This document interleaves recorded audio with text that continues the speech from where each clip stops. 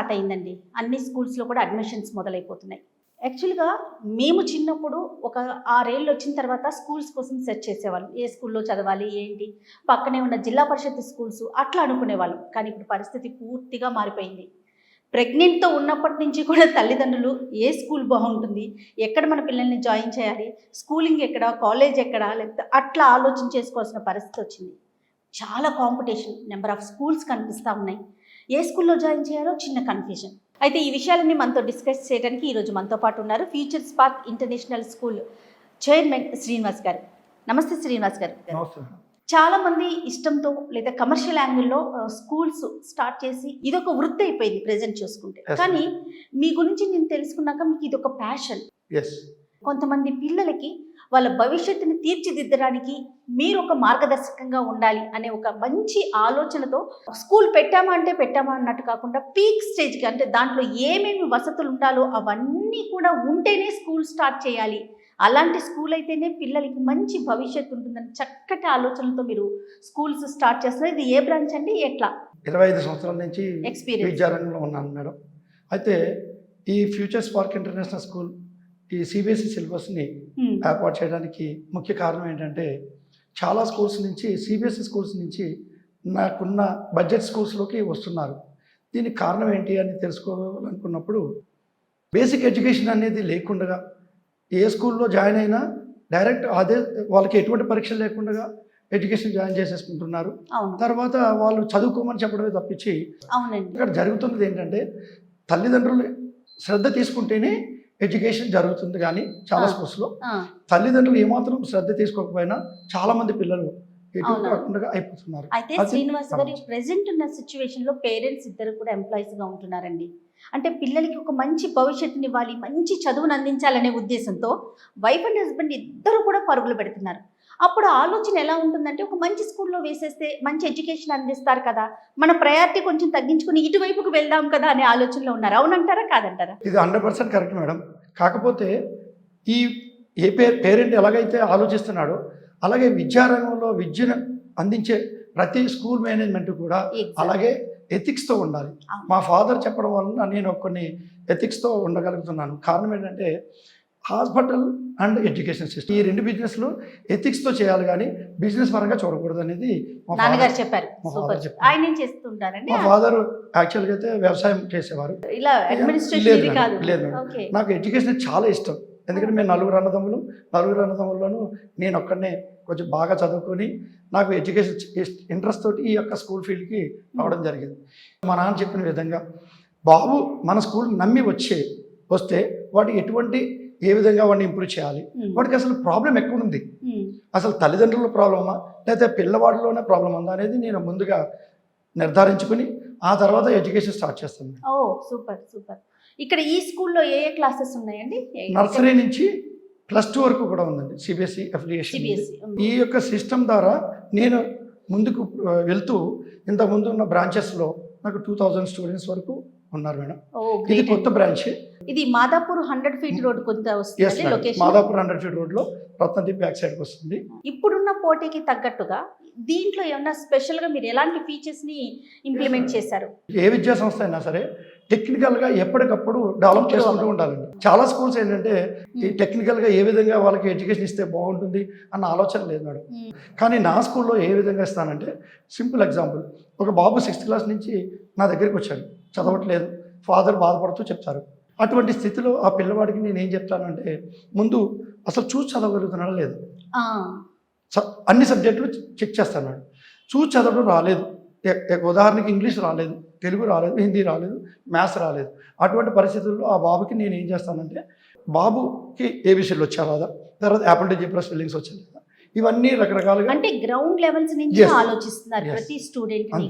ఇంకా ఫ్యాకల్టీస్ విషయంలో ఎలాంటి జాగ్రత్తలు తీసుకున్నారు? ఫ్యాకల్టీ విషయంలో ముఖ్యంగా ఇప్పుడున్న విద్యా వ్యవస్థలో అలాగే సమాజంలో ఇంగ్లీష్ కమ్యూనికేషన్ చాలా ముఖ్యమైనది. కమ్యూనికేషన్ స్కిల్స్ లేకుండా చాలా స్కూల్స్ ఇంగ్లీష్లో చదివి తెలుగులో ఎక్స్ప్లెయిన్ చేస్తున్నారు.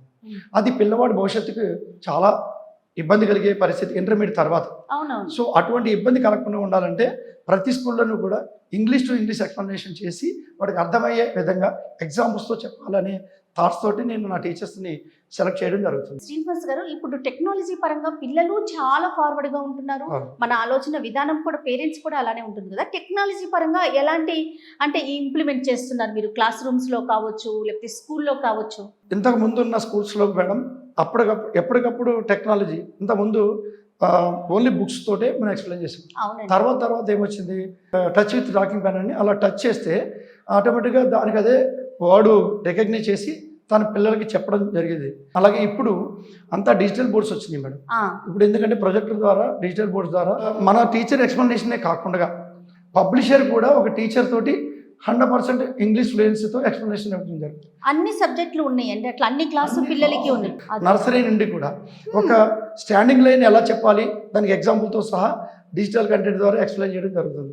అంటే ఇంతకు ముందు కష్టపడి చదవాల్సి వచ్చేది, ఇప్పుడు అంత కష్టపడకుండానే చదవగలిగే టెక్నాలజీ వచ్చింది మేడం. సో ఇటువంటి పరిస్థితుల్లో చాలా మంది విద్యార్థులు చదవకపోవడానికి కారణం ఏంటి అంటే తల్లిదండ్రులు వాళ్ళకి సమయం ఇవ్వకపోవడం, పిల్లలు ఫ్రెండ్స్ తోటి ఎక్కువగా కాలక్షేపం చేయడం, తర్వాత సెల్ ఫోన్లు ఎక్కువగా వినియోగంలో ఉండడం, ఈ 3 కారణాల వలన పిల్లలు పాడవుతున్నారు అనేది నా 100% అభిప్రాయం. సో ఈ 3 పక్కకు తప్పిస్తే మాత్రం ప్రతి విద్యార్థి అద్భుతాలు సృష్టించవచ్చు. ఇలా సిటీస్ లో గ్రౌండ్ ఒకటి ఆలోచిస్తామండి పేరెంట్ గా. అప్పుడు నేను ఒక పేరెంట్ ని, నేనేం ఆలోచిస్తాను, అబ్బా పిల్లలకి యాక్టివిటీస్ చాలా అవసరం, గ్రౌండ్ ఉందా లేదని. దాని విషయంలో మీరు ఏమైనా కేర్ తీసుకున్నారా? Yes madam. ఇప్పుడు చదువు ఒక్కటే కాదు ముఖ్యం, కరికులర్ యాక్టివిటీస్తో పాటు మానసికంగా దృఢంగా చేయాలి. ప్రతి స్కూల్లోనూ కూడా ఒక కౌన్సిలర్ ఉండాలి. ఆ కౌన్సిలర్ ఎలా ఉండాలి, ఆ పిల్లవాడి యొక్క సైకాలజీ, ఆ సైకాలజీకి తగ్గట్టు ఆ సైకాలజిస్ట్ పిల్లల్ని ఎడ్యుకేషన్ మీద ఇంట్రెస్ట్ చేయగలిగేలా చేయాలి. అది నేను ఒక చైర్మన్గా కానీ, లేకపోతే సైకాలజీ బీఎడ్లో సైకాలజీ చేసిన వ్యక్తిగా కానీ నేనే ఎక్కువగా ఆ పిల్లలతో ఇంటరాక్ట్ అవుతాను. ప్రతి విద్యార్థితో కూడా నర్సరీ నుండి 10వ తరగతి వరకు కూడా ఇంటరాక్ట్ అయ్యే ఒకే ఒక్క ప్రిన్సిపాల్గా నేను చెప్పుకోగలను ఒక అనుకుంటున్నానండి. గ్రౌండ్ అంటే గ్రౌండ్ విషయానికి వద్దాం. గ్రౌండ్ విషయంలో, స్పోర్ట్స్ విషయంలో పిల్లవాడికి శారీరకంగా కూడా కావాలి. అందుకని గ్రౌండ్ మాస్టర్, క్రికెట్ కావచ్చు, లేకపోతే షటిల్ కావచ్చు. ఇంకా నేను ఇప్పుడు కొత్తగా పెట్టడానికి ప్రమోట్ చేయడానికి ఆర్చరీ, ఎందుకంటే నేషనల్ లెవెల్లో చాలా స్కూల్స్లో ఆర్చరీ కానీ గన్ షూట్ కానీ పెద్దగా ఇంపార్టెన్స్ ఇవ్వడం లేదు.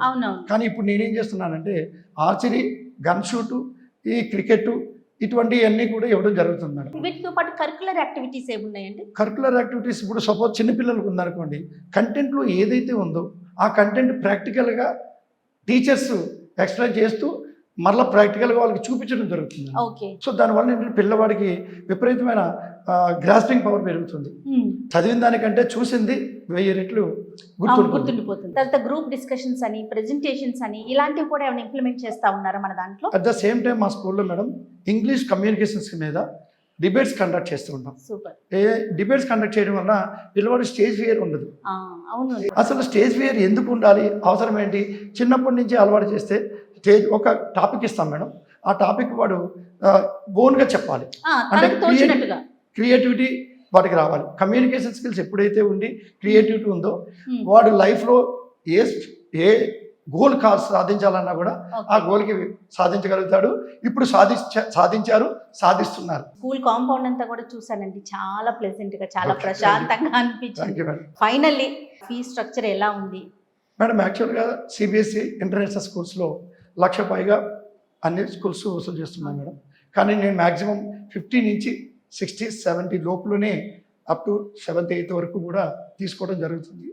మనీ కాదు ముఖ్యం, పిల్లవాడి చదువుకుని వాడు వచ్చి మరలా సార్ నేను పలానా సీఈఓగా ఉన్నాను, పలానా డాక్టర్గా అయ్యాను అని చెప్తే నా అంత అదృష్టవంతుడు, నా అంత గొప్పదనం నాకు వేరేది లేదనిపించే మెంటాలిటీతో నేను స్కూల్ రన్ చేస్తున్నాను.